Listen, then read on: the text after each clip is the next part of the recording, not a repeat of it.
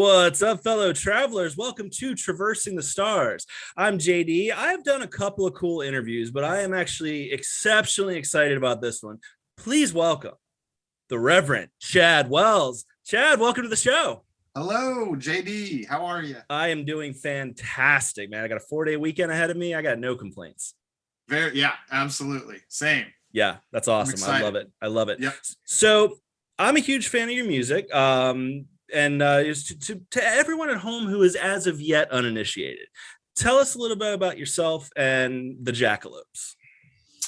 So the Jackalopes, I had been in a band for about 10 years prior to the Jackalopes called COH, which was short for Carcass on the Highway. Love it. And it was like this crazy thing. It went on forever, and we got to a certain level in the local music scene, but we were kind of kids from the wrong side of the tracks, and we weren't the cool guys or whatever. And we were kind of grunge before grunge. Was a thing. And so we had a hard time breaking through the doors. Along the way, I had met a gentleman by the name of George Bradley, who would go on to become Gigi Migraine, and then Gigi Jackalope and Gigi Bradley, whatever. And he was in a band called the Migraines that were they were kind of blowing up in the pop punk scene. But they were adjacent to what COH was doing. Like they had, they were a pop punk queers, Riverdale, Screeching Weasel kind of band.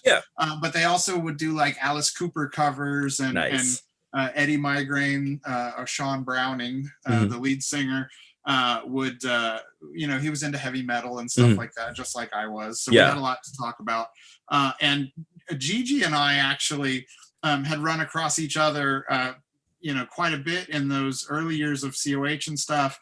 And like, we didn't really like each other, but we kept ending up on bills together. We represented a similar quality and ethos, I guess. And so anyway, Gigi had been on tour with the Migraines, this full US tour that was massive.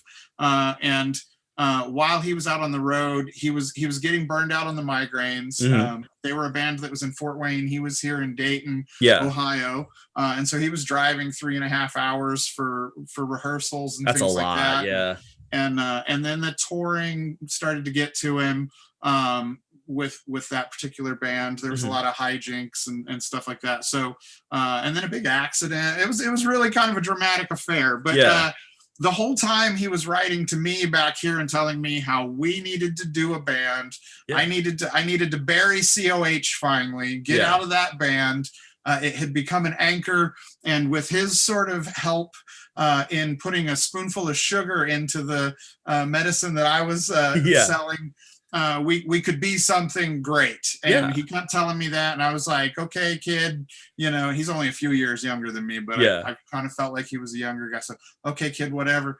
And but I was watching all these things that he was doing, all these contacts that he had, and he's a fantastic bass player. He was very energetic.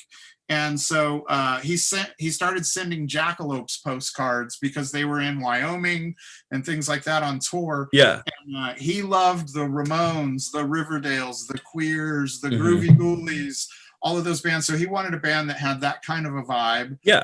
But also at the time, bands like Nashville Pussy and the Super Suckers and Electric Frankenstein were happening, and we were into that stuff. So we tried to do this like super beast of a band that became the Jackalopes. And we never got rich and famous or anything like that, but we got to open for so many of our heroes and play like really big shows, and we put out a handful of recordings that people sort of have fallen in love with. It's one of those weird. I remember being a kid and having to drive 2 or 3 states to get a Misfits single, prior to the internet. And we're one of those bands for certain people. I see our CDs go for hundreds of dollars on eBay and weird stuff like that all the time. And it's cool. It's really cool. I mean, well, and it's I'm one of those people, and it's funny because like we were talking a little bit off air, about how I discovered you guys, and so I first heard about you guys because of Wednesday 13. So I'm a huge Wednesday 13 fan. got into Murder Dolls, like, I was into Slipknot in high school, and then like Yeah. Murder Dolls came out, and I was like, this is fucking awesome. I was kind of Yeah. still like forming, like, at that point I was still just like, I'm just like metal, but like, so I hadn't really gotten into punk at that point. Totally. So that was kind of my introduction to punk. And then it was, I think, the Horror High album that had a bunch of bands on it. I think like the new singer from the Misfits was on it, Calabrese was on it, but you guys were on it with Night You Died, and that's how I discovered it. And it was like, dude, when I heard Night You Died, I just fucking fell in love. I was like, I gotta meet, I gotta know more about these guys. And I just, it just kind of took off from there. Oh, thank you so much. That's a huge compliment. That song, that's, there were certain songs that from us playing them live, we considered them our hits. And, and that song is actually sort of a second. That's Gigi Bradley actually left the band and joined a band called The Story Changes. That those guys are now in Hawthorne Heights, but he went and joined that band and left us in a bit of a lurch. But luckily, I had a little brother named JJ, coincidentally, that sort of was the same basic stature as Gigi, and played bass also and had similar influences. So JJ replaced Gigi in the Jackalopes, and JJ, that was his songwriting contribution. His main songwriting contribution for the band was the music for that. Like those are my lyrics, but like that was his. So that's super awesome to me. That's the song that got you in, because that's like that one's extra special because that's got my double the genetics in it. With being with my brother. That compilation Wednesday 13, when Gigi was in the Migraines, Migraines toured or did several dates with the Frankenstein drag queens from Planet 13. Love those guys, love them. I got into them too. They're fucking awesome. It's basically that first Murder Dolls album. It's just like all Frankenstein drag queen songs with much better rhythm section. So with Joey Jordison. So so that we had a little bit of a contact with Wednesday. And the horror scene, the horror punk scene was really blowing up at that time.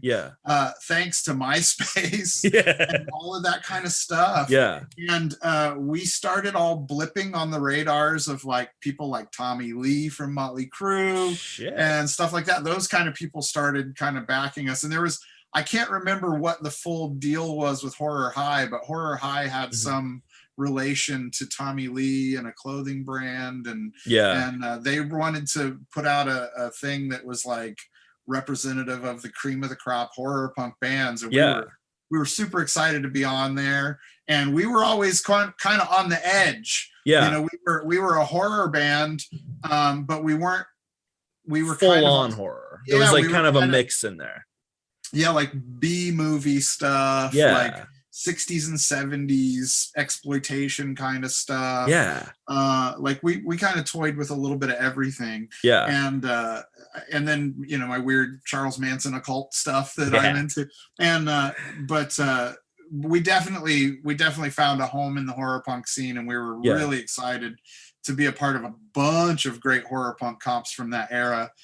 Stillborn Monster Babies, it was like a tribute to the Misfits. Spasmatic Records did a Sam Hain tribute that we did a double 2 songs on. There was a bunch of stuff, but that one had legs. Like I've gotten so many like emails and letters and whatever from people who like they've played that song at their brother's funeral who was in the military, and that was his favorite song or whatever. And it's just, that's really weird and cool, and it's nice like kind of contribution to society, man. Totally. Like my whole thing growing up as a kid, I was a library rat, and I wanted to read every book in the library, but the ones that really drew my eye were like horror movie books, and stuff about cryptids and that kind of thing, and all of that kind of stuff. But rock and roll books, like there were like books like called the Encyclopedia of Rock and Roll, and this is an era before the Rock and Roll Hall of Fame and all of that, and like I would go through there and you know, I'd see bands that I really liked, like Kiss or Alice Cooper and those things, or the Beatles. But like, it was the footnote bands that really excited me. It was like, oh, there was a band in 1971 called Hookfoot, and they were Elton John's guys, but they split off and they did this amazing album, you know. Those footnote bands are actually my favorite bands. And I think that that's what the Jackalopes ended up being, and really probably my most recent thing, Cricketbows. We end up being really strong footnote bands, and I'm stoked about that. Totally That's awesome. Yeah, I mean, like, it's kind of like you put that out in the universe a little bit, and then kind of just like yeah, for sure, absolutely. I love it. Super cool. Yeah. So let me know if this is too personal, but I've always wondered this. So who is Night You Died about? Okay, so this is actually a crazy story. Okay. Love a crazy story. So first and foremost, let me say that song was the Jackalopes' attempt to modernize. Everything that we were doing up to that point was really based in like 1950s rock and roll, and mixed with 70s punk and maybe a little 80s punk, and some metal influences and stuff. But it was like, it was really specifically older influences, but we were all listening to like AFI. So younger guys were listening to My Chemical Romance and things like that. Actually, I think we may have predated them. I don't remember. But anyway, those kind of bands, those like Hot Topics bands or whatever, were really happening. And my brother JJ, who is 10 solid years younger than me, that was the kind of music he was into. Dashboard Confessional, and like the emo bands, like the heavier emo bands. And so that was an attempt to write basically an AFI song at that point in time. I don't know if we hit it or not. I think we landed in our own zone. But I agree with the lyrics to that song, there was a guy that I was best friends with as a kid, from the time we were 10 years old. We would, you know, he was one of the main guys that I would like spend the night at his house. And he would spend the night at my house, and we would make tapes where we were like pretending to be radio DJs. And I was Cherry Chad and he was Diamond Dave. Love it. And we would do these radio shows and put play records and stuff. And this guy, I kind of got him into punk rock, or was part of what got him into punk rock. And as a kid, I was very extreme. I, came from abusive family, lots of divorce and stuff like that. Oh, well, I mean, it made me who I am. So it's, how bad could it be? But anyway, so when I got into punk rock and that, like, I was very extreme. Like, I did all the drugs, drank a lot. Like, I was very self-destructive. Like, we broke stuff and set stuff on fire, and we played with guns, and like, we were bad suburban bad kids. Basically, just textbook punk. Textbook, absolutely, hoodlum kids. And I think I kind of helped drag him in there, because he was like an honor roll kid, and all of that. And so I dragged him into it. Fast forward, he and I have a falling out at a certain point in time, because I'm kind of, we're out of high school by this point, and I'm trying to settle down. I'm going to art school and stuff like that. And he's like homeless squatter punk, like riding trains, and he's doing the hard drugs, and everything. And then, so years and years later, I tattooed this girl who was a mutual friend, and I asked about him. And she said, "Oh, no, you didn't hear. He died. He was a prostitute in New York to pay for his heroin, and somebody like tied him up and tortured him and killed him, and it was a terrible scene." Shit. And I mean, it just devastated me. And I felt responsible. And I wrote that song about it, and it was completely heartfelt. And then about 7 or 8 years after I wrote that song, he added me on social media, and it hadn't happened. He wasn't actually dead at all. He lives in Hawaii now. He has a lovely family. What the fuck? Yeah, it was a girl transmitted some really bad news to me, and because it was in a time really before like you know, he wouldn't have had a cell phone or anything. I didn't have an address. I wasn't in contact with his friends. So I just believed it. Yeah. And I went through this mourning phase for my friend who I had lost, and I had let him down and everything. And come to find out he was okay. He had been in California, then Alaska, and then Hawaii. So that's why he was off the map. So holy shit. Yeah. And it's, you know, what's funny, so many Jackalope songs are fictional. Like I often write from the perspective of a character that's not at all me. I'm often like, I'm kind of like lighting that character up. Like we would take a lot of our sort of like, we were all raised a little bit Midwestern white trash, you know. And I say that that's a terrible, probably that's probably going to get us kicked off Facebook or something if that. I don't care. We got Instagram and all the other shit. That so phrase gets used. But you know, redneck kind of backgrounds or rebel flags around and things like that. So we did a band where like sort of part of the imagery was to send that up and to like poke holes in it a little bit. Like we have a song called Pristine 15 that is about a guy who's after a young girl, and it's a very inappropriate song. Oh, absolutely. We have it also feels a little bit like a tribute to Christine 16 a little bit too. Oh yeah, well 100%. Like Kiss is probably one of my all-time favorite.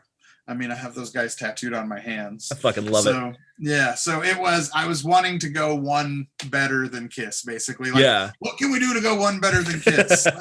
Let's make her a year younger. It's like 7-minute abs of rock and roll. And it was really, truthfully, we had enough drummers that I won't be selling anybody out to say this, but one of our drummers had some kind of inappropriate feelings for a very young girl, and I kind of wrote that was like coming to our shows and she was around and stuff, so I kind of wrote that song as like I was kind of letting him see how creepy it was. But the messed up part of it was every show we played after that, my wife hated that song. I've been married the whole time in the Jackalopes, married the whole time, monogamous, and you know, very kind of vanilla.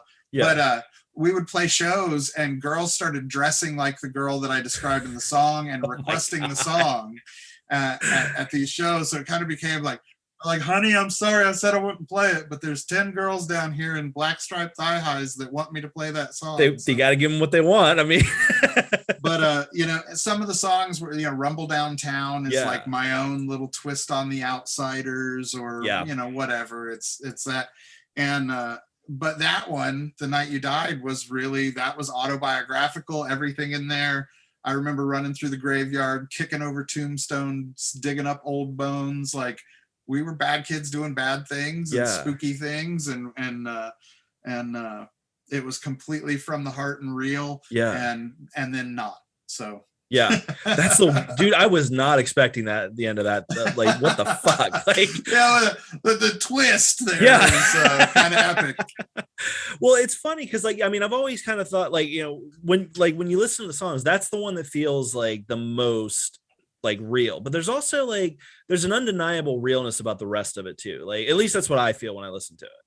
Yeah, well, I think that, you know, where we're coming from as the Jackalopes, I think, like, I wrote all the lyrics. It's so I say we, and really everybody just kind of co-signed with whatever I was edging toward. They were musically there with me, and you know, they had come up in the same kind of background, and it all made sense. But it really is like it is. I mean, it's a character thing. Some things are based. You know, we were watching Trauma and other, you know, like horror things and stuff like that. But like a lot of it, like the weird area in Dayton, Ohio. I don't know, where are you from? I don't even know where you're from. East Coast, Pennsylvania. East Coast.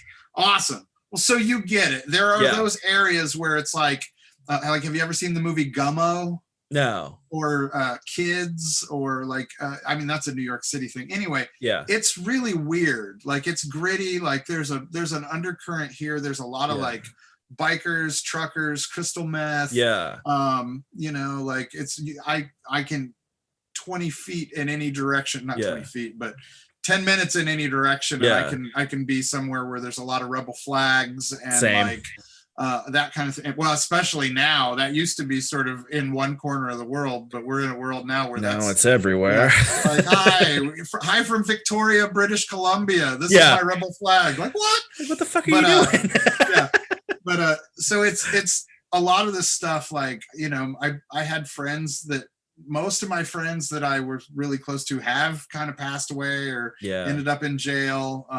Like it was rough and real. And I think that's what, with even when it's something that's totally not real, I am putting that, like, kind of tapping into the realness of it. Yeah. Like I like horror that feels that way. I like just movies in general. Like one of my favorite directors is a local guy named Jim Van Beber. He's a very polarizing figure. He's very politically incorrect these days. But his films have that like quality of like, it's like Taxi Driver meets, you know, it's just gritty, realistic, but it's like that in and of itself becomes kind of weird and bizarre and fun. Although there are times where, you know, like Burning Down the World for us, that song, I don't know if you know that one. It's, there's church burning, there's school Columbine shooting, killing the parents. And you know, for a while I used to share that song or the video for that every time something happened.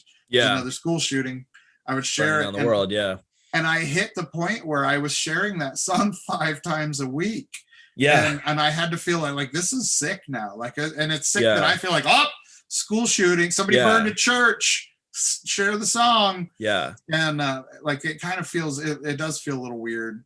And there was a lot of dark stuff. Like, you know, we were not like, there were a lot of the bands in the horror punk scene that were like nice Christian boys, who lived very wholesome existences. They just happen to love horror and the music. They dressed up like werewolves and zombies and whatever, and played horror music. And we would bring them to our town and to our scene, and like they would be like, "Oh crap! Like this is the Lost Boys or something. Like, you guys are Dayton, Ohio is weird. You know, this is where they brought the Roswell aliens. This is where the Incredible Hulk is from. Edgar Casey, the psychic, started his career here. Flight. I mean, there's something in the water here that's weird, and you don't have to go far to find like just bizarre stuff happening everywhere. So it's got that, like, you know, I don't know how close you are. Where did you say you're in Pennsylvania? Pennsylvania, So I think I've actually looked, because like I actually through podcasting, I have another friend, a couple of friends actually that are in Dayton. So Natalie and Dina, shout out.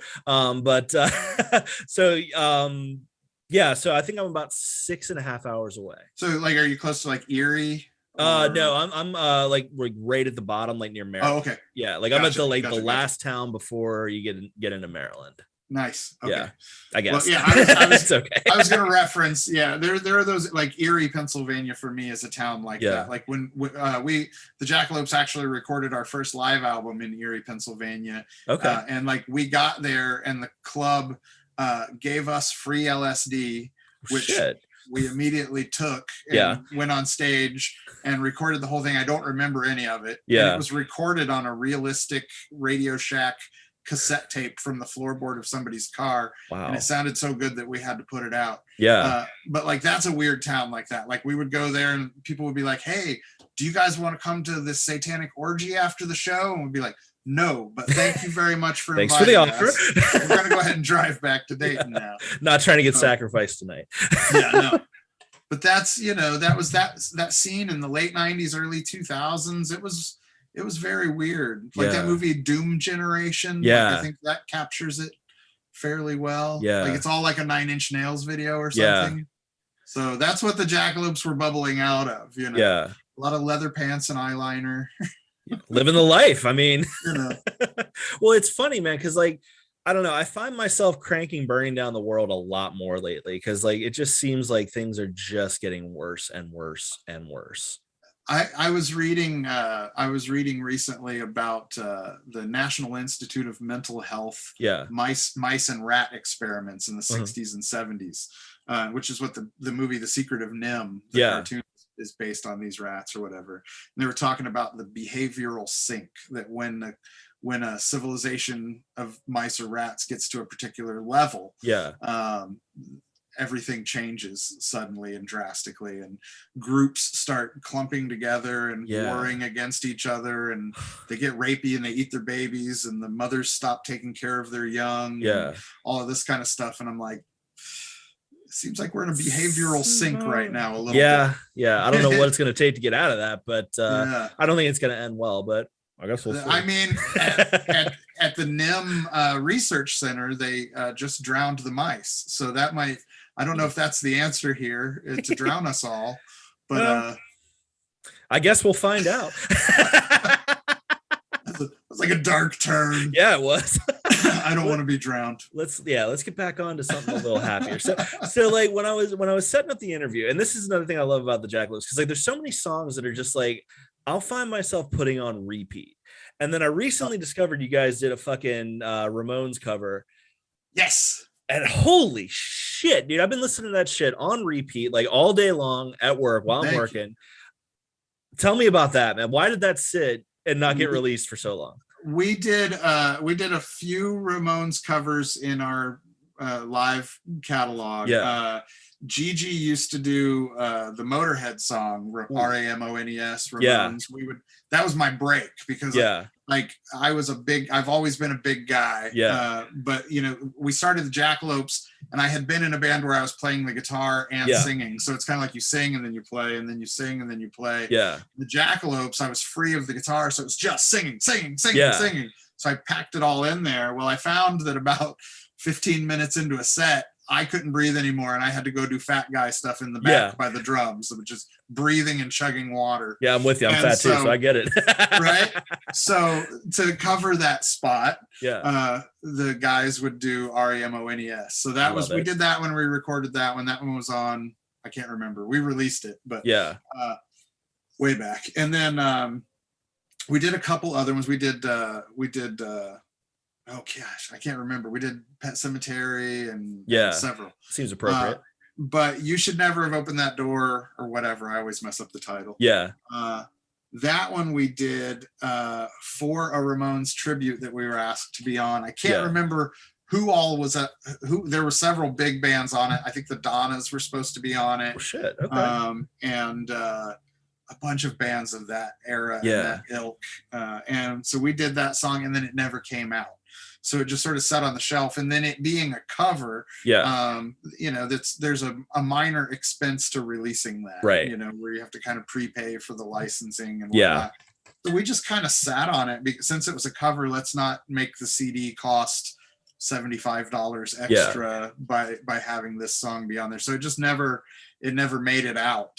And then during the early bit of the pandemic, I got into a bunch of my old VHS tapes, and I had a bunch of VHS tapes of Jackalopes performances. And I just wanted to share it. And it's kind of, and I put like one out as like here's a live show, but it's kind of boring to watch a static shot of a band from across the room. So I wanted to chop it up and edit it. And instead of editing it to something that I had already released, I decided to go into the vault and see what I had that hadn't been released. And there were a few things that weren't released, but not many. We put most everything that we recorded out, but that one, it just had a really good pace. It was a really good performance. I was really bummed out it didn't come out when it didn't come out. And so I kind of rediscovered it, and it was like, it was just such a good rhythm. So it was fun to cut a video to that. So I sat down and edited together these performances and made, and it's, you know, a lot of the performances that are in the video are from the Gigi era and the JJ era, and then a couple different drummers, but I edited the whole thing so it looks like and feels like it's the original OG Jackalopes lineup with Gigi and me and Ron and Kyle 13. So but that we really loved, like, when we put the band together, it was the Misfits, the Ramones, and Motorhead. That was the three. That's the holy trinity. Fuck yeah. Motorhead is my all-time favorite band. So yeah, I'm totally with you on that. And that we all agreed on too. Like I loved Kiss. Ronnie, the guitar player, loved Kiss. Gigi and Kyle could not care less about Kiss. Yeah. Gigi is a wrestling guy. So when Kiss finally got a wrestler at a certain point in time, he would discuss Kiss with me. Yeah. But you know, I love Motley Crue. We've got a song about it. Love it. But you know, like we didn't all agree on all of those influences, but the Misfits, the Ramones, and Motorhead were the ones we came back to over and over again. And as long as we were hitting in that ballpark, that's what was up. So I think we did at least 20 Misfits covers during our whole time together, and Sam Hain songs or Samhain or however you say it. I think it is supposed to be Samhain, but I think Samhain, it sounds cooler to say Sam Hain. It does. It also sounds pretentious if you correct somebody. It's like Sam Hain. Oh, it's the worst. It's Samhain. Actually, the original Celtic. Like, come on, man. I've heard Danzig has been mispronouncing words from day one. Yeah. And I'm sure he mispronounced that one for a while too. Yeah, exactly. So we did those, you know, we did Motorhead. We didn't cover a lot of their songs. Motorhead was more about like an attitude than anything else. But we did a DRI cover that's on a big DRI tribute. Nice. Mr. Bungle is on that. Duff McKagan's original band, The Farts, is on there. Like there's some really cool bands on that one.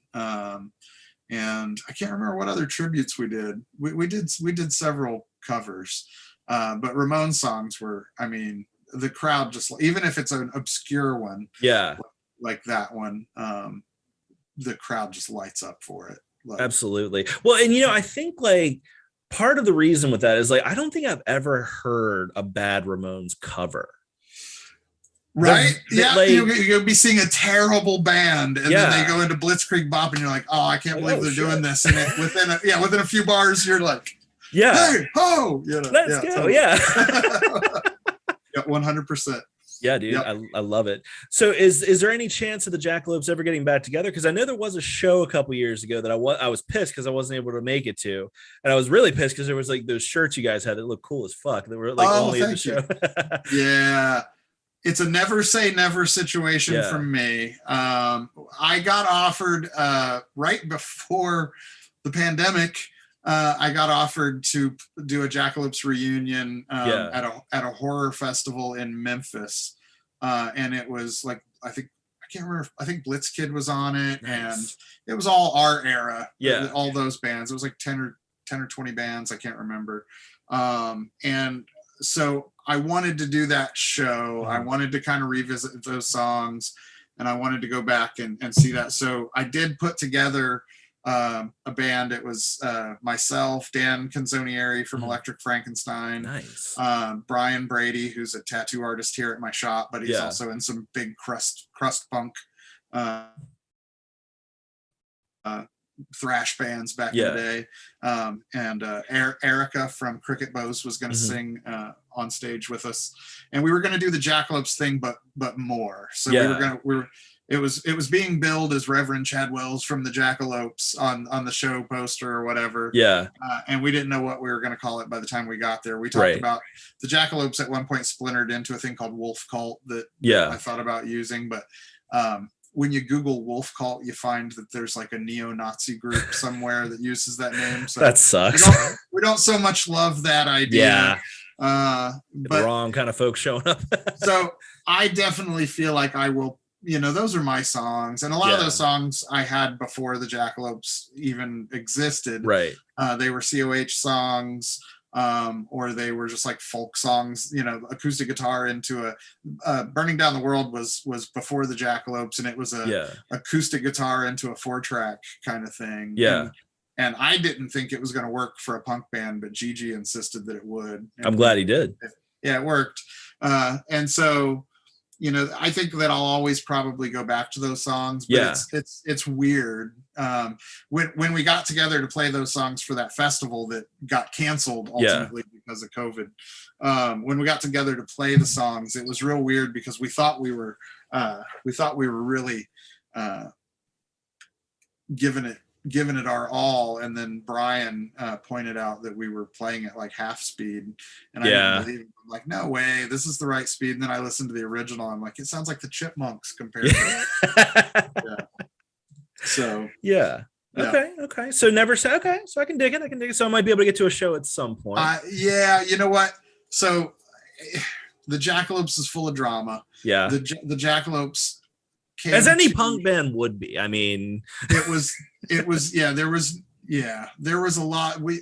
We went through a lot of members. There were a lot of drummers. There were a couple guitar players. There were a few bass players. Kind of get a Spinal Tap situation here. You know, this band has had 34 members. it really got close to that. At one point, I added backup singers, which of course that inflates the member roster list. Yeah. But as it stands right now, I am on decent terms with Ron.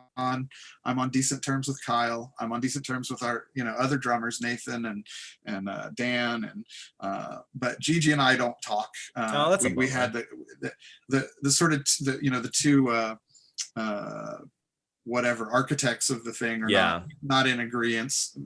But it's ultimately, long ago I made sure that this is such a weird thing to talk about, but it's my brand, and it's my I can do it again, but right now I don't think there would be an original Jackalopes reunion with Gigi, and I don't think that JJ wants to do it. JJ hasn't picked up a guitar in forever, and so I don't think that I'm sure there could be something, but it's not, I don't know that it'll be ever that. And again, I don't have the power that can't tell the future. Okay. So I'll keep a lookout for that then. Okay. I can dig it. So I think it's interesting. So like you take like the Jackalopes to Cricketbows, and it shows a real music, like a real evolution of your musical expression. It's kind of like it grows with you. You have this high energy, dirty, badass punk vibe going to this like trippy psychedelic vibe. So like, what pushed you more towards Cricketbows music? It was a lot of things. The biggest one being that I didn't want to repeat myself. I think it would have been really easy for me to turn around and either just keep the Jackalopes going with new members, or to do another thing that was similar. Or a lot of guys that were my age at the point that I made that transition, they were starting to go into cover bands or bar bands and things. And like, we're not chasing that anymore. We're going to go play other people's music. And like, that's never been why I've done it.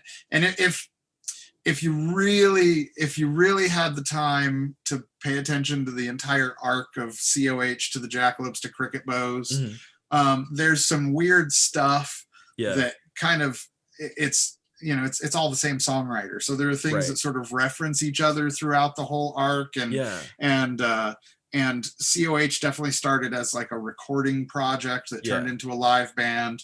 And it was originally more psychedelic and weird, and then it became like, when COH finally became a live band, we just honed in on the harder aspects of it, what pleased the crowd, I guess, and what was fun to do on stage. It's not fun to beat bloop on a synthesizer and turn tape knobs, and that's not fun on stage. So, and then the Jackalopes was really just a super streamlined, like tightened up version of that in a new form. And then Cricketbows, like, I kind of had to have this rebirth, and it was the Jackalopes had broken up a half dozen times by this point. And like, we'd break up and we're never doing it again, and then I'd get offered a show somewhere, and okay, well, we're putting a new version of the band together. And then we got pregnant with my first daughter, Presley. And I really started feeling like what I was doing on stage in the Jackalopes and the persona that I had to sort of hold up and be, because the character that I was was like, I was a fighter, and I was a badass. I was, like, tough guy and scary and satanic and evil and whatever. And like, you can do that on stage and then not be that, which was what my reality was. I wasn't that off stage, but I kind of was too, because that Reverend character really fed over into my tattoo career too. So my thing that pays me money is tattooing. Being in a punk rock band that didn't pay the bills. Right. So, but I was that character through both things. Yeah. Because it was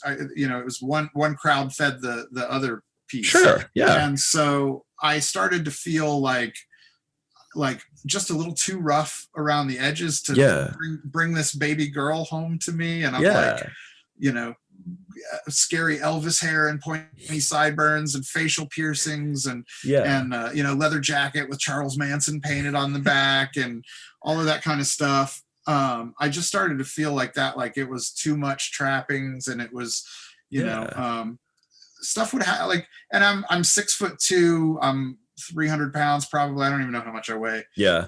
It might be more than that, but I'm a big guy. Yeah. I look like a wrestler or something. Yeah. And I'm actually a very calm and sweet-hearted guy. Right. But I have this bigness that I can use to sort of right a situation. And so I was always the guy stepping in and having physical things at shows. Right. I was beating my body up. Like on stage, the Jackalopes physically broke me in a lot of ways. Like, oh, I bet. The way that I pushed on stage, like a lot of bands, a lot of singers sing hard and heavy, but it's like it's from somewhere else and it's trained. Yeah. And then you see people like if you look at Phil Anselmo from Pantera now, like his voice is just trash. Yeah. So the Jackalopes, man, I've got internal issues from things that I did to my body. Like I hurt myself. Like I beat myself with the microphone. And I didn't go full Gigi Allen by any means, but like heading in that direction though. It was intense. And so like I had a point where I just wanted to be soft. Yeah. And be like a dad and all of that. And all along the way, it wasn't obvious, but like psychedelic music and sort of like the literary side of what we were doing, and that was always kind of hidden in there. If you listen to the Jackalopes, there's all kinds of weird breaks where it goes psychedelic, whether it's in the middle of Redneck Zombies or Big Memories or whatever. Like I'm hinting at the psychedelic experience the whole time. Cielo 69. Yeah. And so when I decided to do something completely different, it started with my other brother. I have a brother named JJ and a brother named Jared, and Jared was in a band called the Bangtail, and they were amazing, awesome band. Yeah. And so, but very different than the Jackalopes and stuff. So I started writing songs for them. I was doing 4-track demos, and I would play all the instruments, and it was more along this like 60s 70s kind of funky rock vibe. Yeah. And then I would give it to them and they would do their thing with it. And so I had this workflow going for sort of creating music, and I just kept going, and I've always recorded at home. I've always done demos that are like pretty elaborate. That was recording is way more important to me as an artist than performing live. Like I'm good at performing live. I have a tank of a body that I can throw into that. Yeah. Do it. But like, it's not as good. It's never as good. You know, it's rare. The live album almost always has to be pretty heavily overdubbed to match the real experience, or I call the recording the real experience. It's not the real experience. Right. But for me, that's what drew me into music was production and that. Like my favorite bands are Artificial. The Monkees is my all-time favorite band. Yeah. Kiss is my second all-time favorite band. Yeah. Everybody knows Danzig's not really that scary. Right. All of my favorite bands are kind of character bands. Yeah. And so, so I kept recording, and I was just recording stuff for me and for my wife, and it was like I wasn't taking it outside the house. Yeah. But then I would like listen to it, and I'm like, oh, these 3 or 4 songs kind of sound like there's something. This isn't just, because I would do a song that sounded like this genre and a song that sounded like that genre, but then there started to bubble up from that well of different things. There started to bubble up this thing that I didn't know what I was going to call it or anything like that. But I felt like it was more psychedelic. I felt like it was more rooted in, initially actually rooted in like what, like the Flaming Lips or Beck or something like that.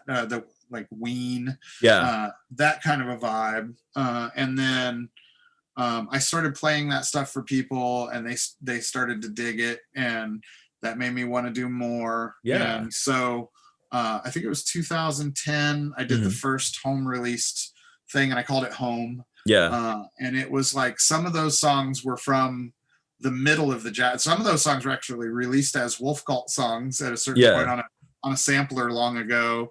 Some of those songs were going to be Jackalope songs, right? But they were like weird demo versions. Like the first release was way more demo like, and then I put it out just quietly into the internet, and it did really, really well as far as that kind of thing goes. Like, we got rave reviews from, and I say we, it was just me, but I got rave reviews from from Russia to wherever. Like, it was kind of blowing up. Yeah. And so I was like, okay, well, I'm going to do another one now with a little bit more purpose to it. Yeah. And it was, and the Cricketbows name came from another band that I was going to ask you about that. Yeah.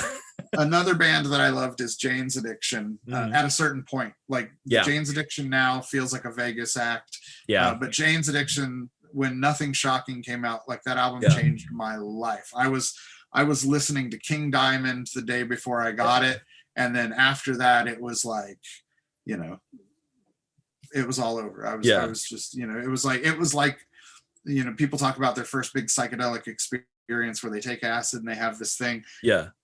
Jane's Addiction's Nothing Shocking did that for me. Okay. And then Ritual De Lo Habitual was their second album. And in the song 3 Days, which I consider to be a perfect song on the level of like Stairway to Heaven or something like that. Yeah. In that song, Perry Farrell says, "My head, it landed to the sound of cricket bows." And I thought like that just encapsulated this vibe. Yeah. This like late night thing. I'm recording these songs with headphones on a MacBook Pro that's often sitting on my belly. Yeah. You know what I mean? And I'm like, I did my vocals like in my like lazy boy chair in my living room. And it was like, I was recording music when my kid was asleep. So it had that like quality of happening late at night. Yeah. So Cricketbows for me like summed it up. I also like to do things.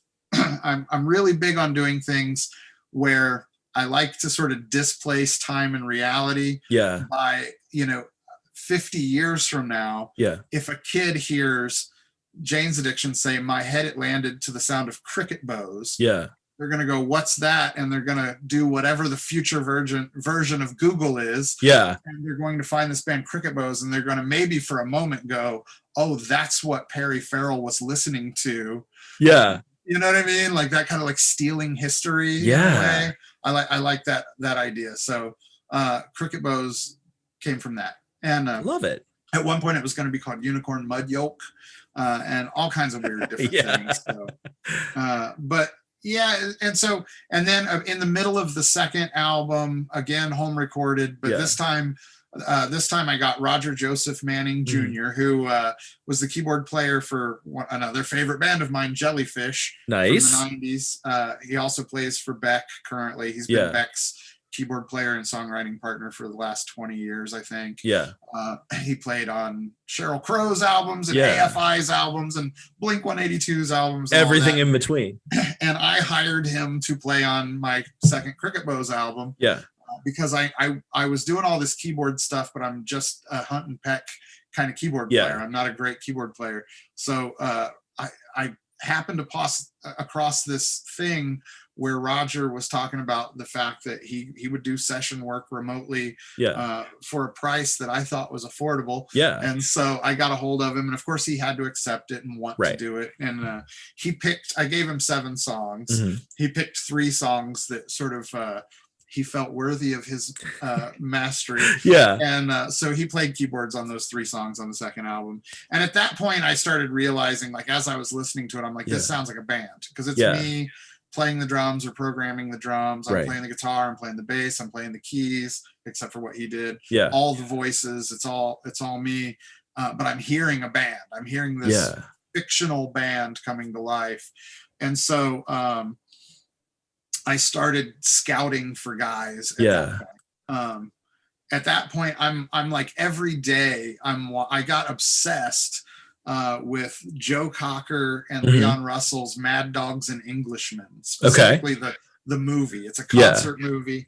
And I got obsessed with it. And this band, it's like a 17-piece band. Like there's people on stage like breastfeeding their children and cooking, like it's a hippie commune on stage. And I thought, like, what a crazy thing if we had a band that was like 10 people and weird instruments, and like there was an old man in a chair like feeding a little kid or something. Like we'll do something weird like that. So I started looking for those people, and I eventually found 4 or 5 other people that ended up becoming Cricketbows with me.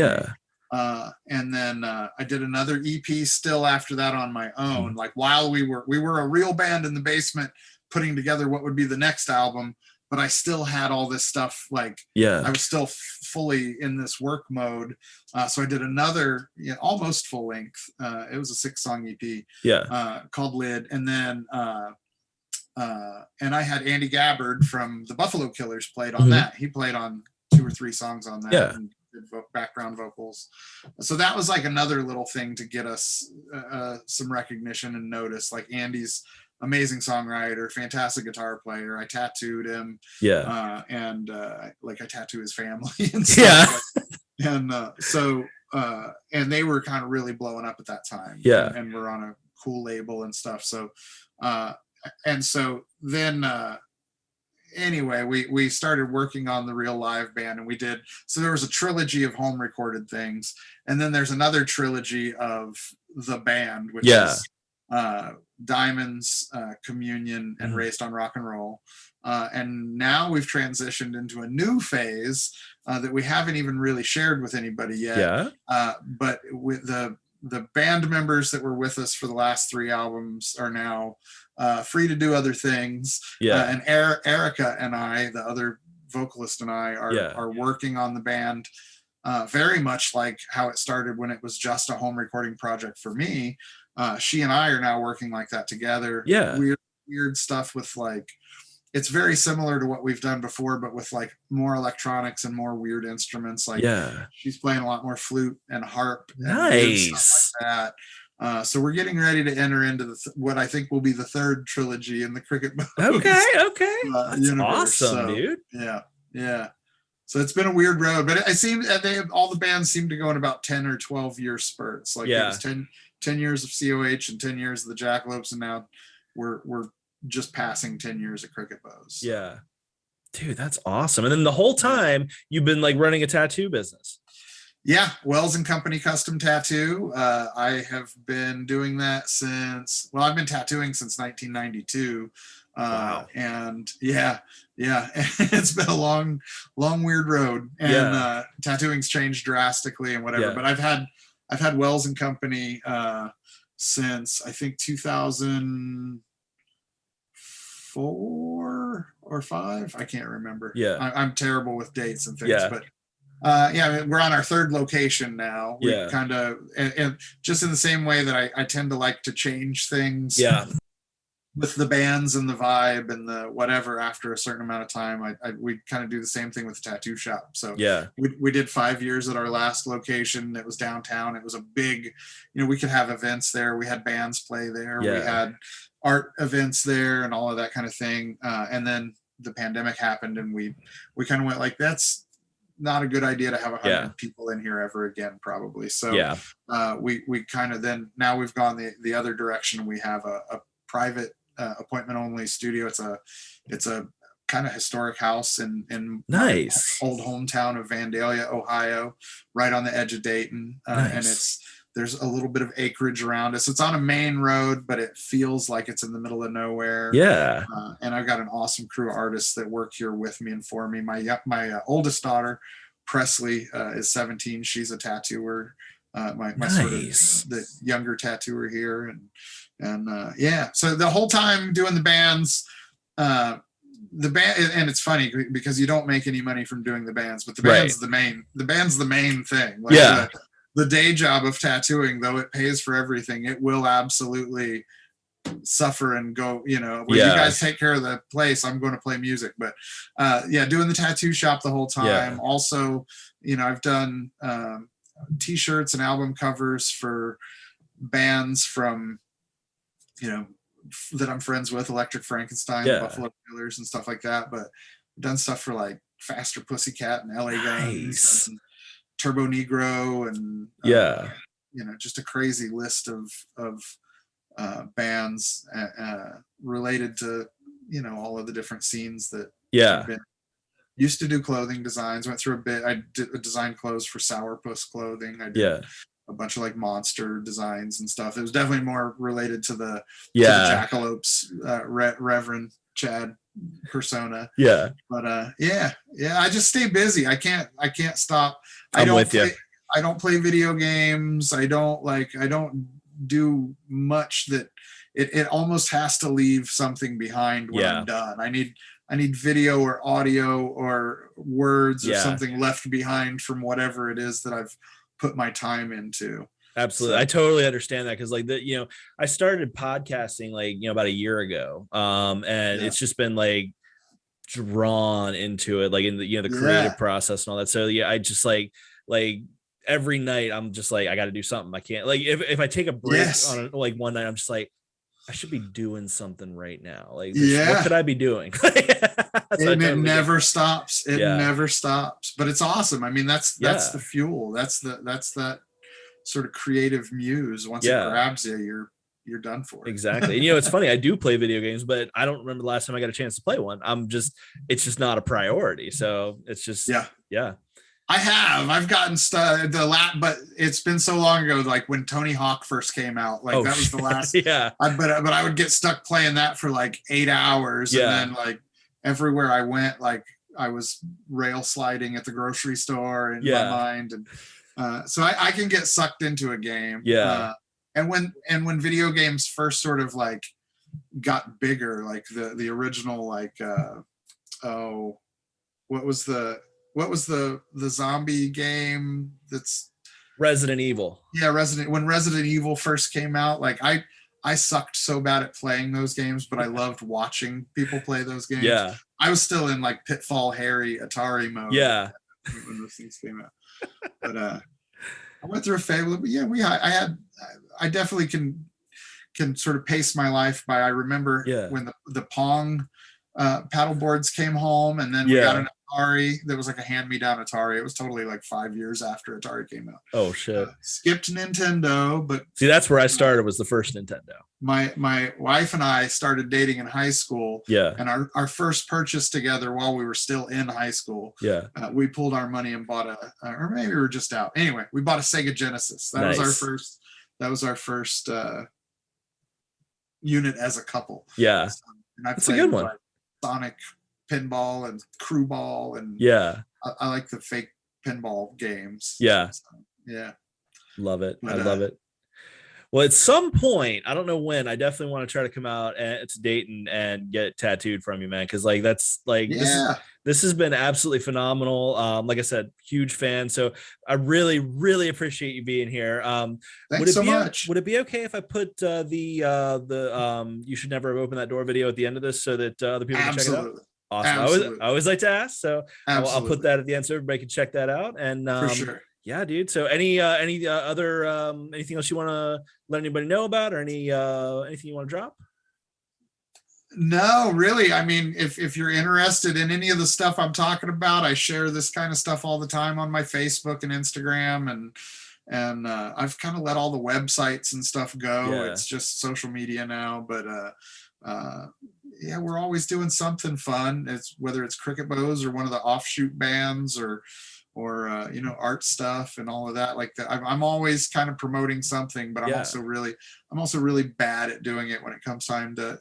Is there anything that people should check out? No, I'm cool. I'm with you on that. Find me on social media, and I'll sell something to you over there. Love it. I love it. Yeah, man. Thank you so much for having me on. It's super cool. I love the conversation. Thank you for being here, man. Like I said, like this is absolute honor. I've been listening to you guys for the longest time. That's cool. Yeah. So if you ever want to come back on the show, you're open door. Come on back. Awesome. And hopefully at some point I get to get out to Dayton and we'll meet in person. 6.5 hours, man. If that's all it takes, that's nothing. You can listen to a few podcasts. what is that? That's in podcast speak, that's 2 Rogans. It'll take you 2 Rogans to get here. Yeah. Or, if I'm doing some last podcast on the left, it'll be like maybe 1.5. Maybe 1. Yeah, maybe 1. Absolutely. So yeah, man, anytime. Love to see you. Awesome, man. I appreciate it. Thanks.